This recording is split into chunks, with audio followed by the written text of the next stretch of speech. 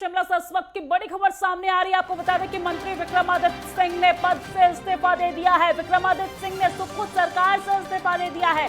ये बड़ी जानकारी आप तक पहुंचा रहे हैं, जहां पर मंत्री विक्रमादित्य सिंह ने पद से इस्तीफा दे दिया है। बड़ी और अहम खबर शिमला से इस वक्त की आपकी टीवी स्क्रीन पर, जहां पर मंत्री विक्रमादित्य सिंह ने पद से इस्तीफा दे दिया है।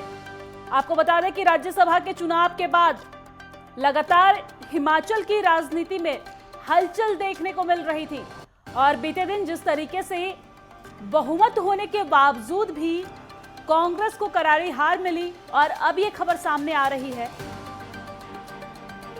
देखिए, मैंने ये बात साफ कही है कि जो वास्तविक परिस्थितियां हैं उसके बारे में पार्टी हाईकमान को ब्रीफ किया है। Now the ball is in the court of the party high command. They have to decide what the future course of action will be. But I have been very clear and very categorical in what I had to say, and it has been said in very clear terms. और बार-बार उस बात को मैं repeat नहीं करना चाहता हूं। जैसा आने वाले समय में जो होगा वो बात in due discussions and deliberations party high command के साथ करी भी जाएगी, and I am sure that whatever decision will be taken, it will be taken in the larger interest of the organisation of the party and the people of the state. What is the reason you have resigned? मैंने बोल दिया कि इसलिए resign किया है कि जो परिस्थितियां आज प्रदेश के अंदर बनी हैं उसको मद्देनजर रखते हुए it is not right for me to continue in this government. Party high command को भी मैंने उसके बारे में बात कहा है। बाकी जो भी निर्णय पार्टी लेगी उसमें हम उनके साथ खड़े हैं। During your political career, will you?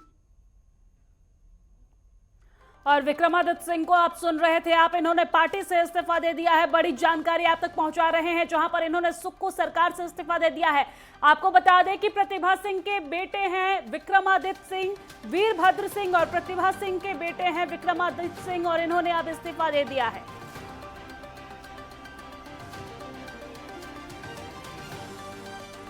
और इसी खबर पर ज्यादा जानकारी के साथ हमारी संवाददाता ईशा ठाकुर फोन लाइन पे जुड़ गई है। ईशा, हिमाचल की राजनीति अब और भी तेज होती दिखाई दे रही है, क्योंकि प्रतिभा सिंह के बेटा विक्रमादित्य सिंह ने इस्तीफा दे दिया है मंत्री पद से। क्या कुछ पूरी जानकारी आपके पास है?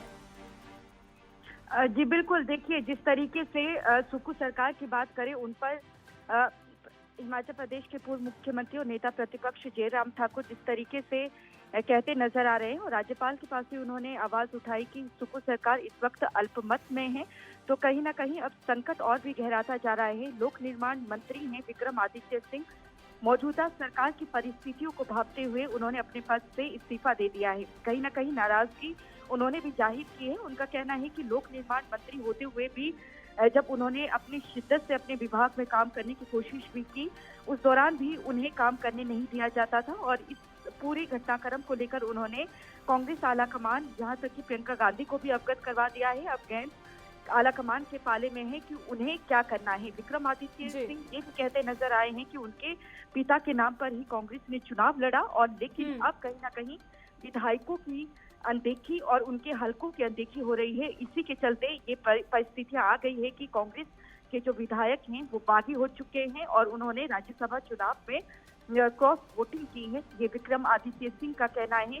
अब जिस तरीके से 17 तारीख को बजट पेश किया गया था सुखखुद सरकार की तरफ से, अब ये मुश्किल की घड़ी आ चुकी है कि आज क्योंकि बजट पारित होना है, और ऐसे में अगर वोटिंग होती है तो कहीं ना कहीं जो सुखखुद सरकार है वो अल्पमत में यहाँ पर आ जाएगी। तो ऐसे में देखिए एक बड़ा संकट कह सकते हैं, और विक्रमादित्य सिंह ही नहीं, माना जा रहा है कि 6 से 7 और भी विधायक हैं जो नाराज चल रहे हैं। तो ऐसे में उनकी तरफ से भी अगर बजट को लेकर कोई वोटिंग भी होती है तो वो यहाँ पर वोट नहीं करेंगे या सदन में नहीं पहुंचेंगे। लेकिन विक्रमादित्य सिंह ने ये स्पष्ट कर दिया है कि वो अभी भी चाहते हैं उनकी सरकार बचे, संगठन बचे, पार्टी बचे।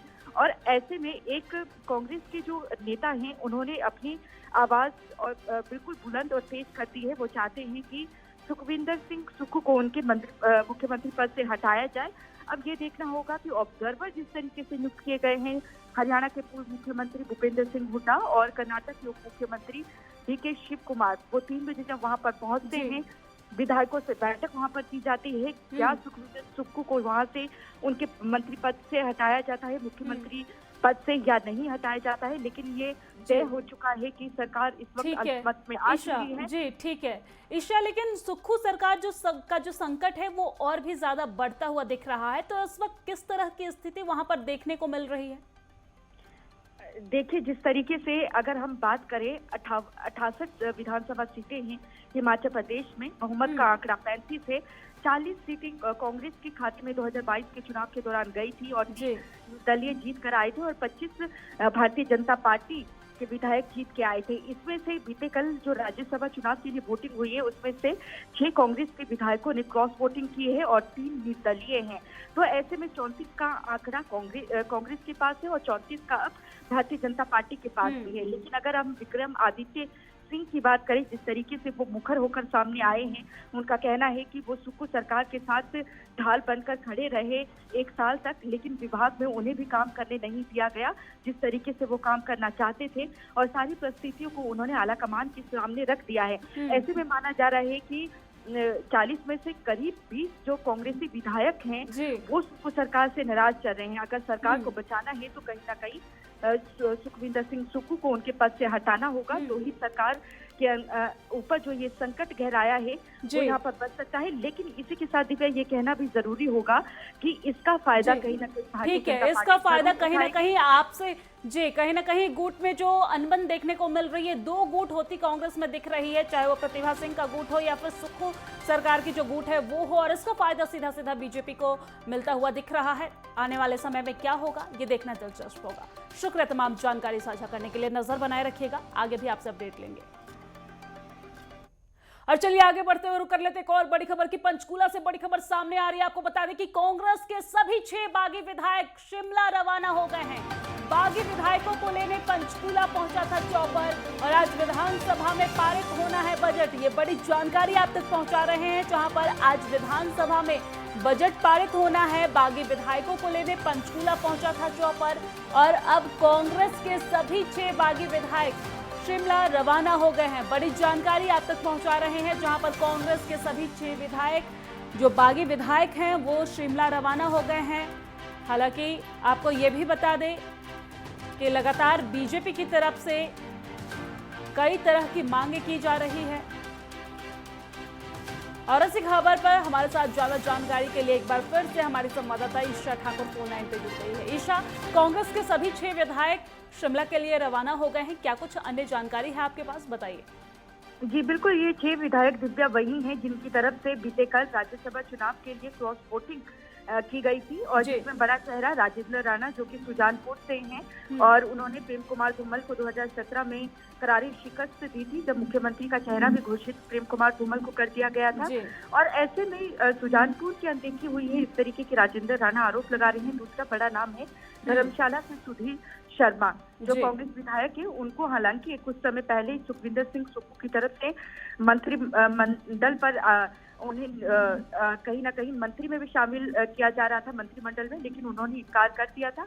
ऐसे में माना जा रहा है कि वो बीजेपी में शामिल हो सकते हैं। लेकिन जिस तरीके से एक नोटिस यहाँ पर मुख्य सचेतक हर्षवर्धन की तरफ से यहाँ पर जो जारी किया गया है, उसमें ये कहा गया है कि सभी 6 के 6 बागी विधायक विधानसभा में हाजिर हों, और बजट पारित करने के लिए जब वोटिंग की जाएगी तो वो कांग्रेस के हित में ही वोट करें। लेकिन अब ये राजनीति कहीं ना कहीं रोचक होती जा रही है। अगर बजट पारित होता है तो क्या ये, क्योंकि यहाँ पर कांग्रेस की तरफ से जो नोटिस जारी किया गया है उसमें जो 2 टूक शब्दों में कहा गया है, अगर वो कांग्रेस के विरुद्ध जाकर वोट करते हैं तो उन्हें पार्टी निष्कासित कर सकती है। तो ऐसे में देखना होगा कि क्या ये कांग्रेस के फेवर में वोट करते हैं या नहीं करते हैं, बजट पारित हो भी पाता है या नहीं हो पाता है, और बजट जब सत्र की शुरुआत जब 11 बजे होगी तो क्या जो बीजेपी के विधायक हैं उन्हें स्पीकर वहां पर रहने देते हैं या उन्हें निष्कासित कर दिया जाता है। क्योंकि अगर बीजेपी के विधायक को निष्कासित सदन से किया जाता है तो ही आज के दिन सुक्खू सरकार बच सकती है। लेकिन आगे के लिए जो राजनीतिक संकट है वो गहरा चुका है।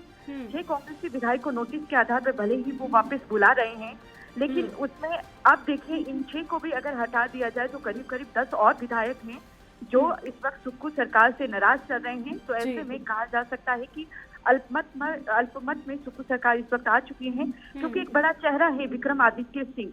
विक्रमादित्य सिंह की माता प्रतिभा सिंह की अगर बात करें तो वो हिमाचल कांग्रेस की अध्यक्षा हैं।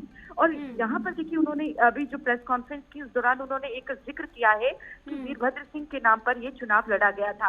और वीरभद्र सिंह की जिस तरीके से मृत्यु हो चुकी है और एक बड़ा चेहरा है हिमाचल की राजनीति में, तो ऐसे में माना ये जा रहा था कि लेकिन ईशा जी ठीक है, लेकिन ईशा इसी बीच हम ये भी समझना चाहेंगे कि ना सिर्फ सुक्खू सरकार पे बल्कि कांग्रेस पार्टी पर यह संकट गहराया हुआ है। तो ऐसे में कांग्रेस पार्टी के पास आगे के लिए क्या रणनीति है? बिल्कुल देखिए, क्योंकि देखिए विक्रमादित्य सिंह की तरफ से जो प्रेस कॉन्फ्रेंस की गई है उससे पहले उनकी तरफ से प्रियंका गांधी से भी उन्होंने बातचीत की और उन्होंने यहाँ पर प्रेस कॉन्फ्रेंस में एक बात जरूर कही है कि आज जो परिस्थितियां यहाँ पर कांग्रेस देख रही है हिमाचल प्रदेश में, जो परिस्थितियां उभर कर सामने आई हैं, ये कहीं ना कहीं आला कमान की अनदेखी की वजह से हुआ है। तो आप समझ सकते हैं कि हर प्रदेश में जहाँ जहाँ कांग्रेस है गुटों में बटी हुई है, लेकिन आला कमान की तरफ से कोई सख्त कार्रवाई यहाँ पर नहीं की गई है। विक्रमादित्य ये भी कहते नजर आए, कहीं ना कहीं राहुल गांधी भारत जोड़ो न्याय यात्रा करते हुए देश को जोड़ने के काम कर रहे हैं, तो वहीं उनकी पार्टी में ही अनबन देखने को मिल रही है और इसका नतीजा साफ है। शुक्रिया तमाम जानकारी साझा करने के लिए।